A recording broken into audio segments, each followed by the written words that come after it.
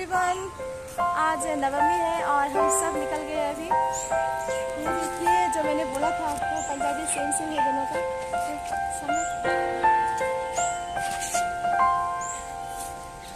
तो अभी हम घूमने निकल गए, सुबह का टाइम है। अभी यहाँ पे हम लोग एक चिल्ड्रन पार्क पे आए, तो बहुत छोटा है लेकिन बहुत ज़्यादा इंजॉयबल है बच्चों के लिए स्पेशली।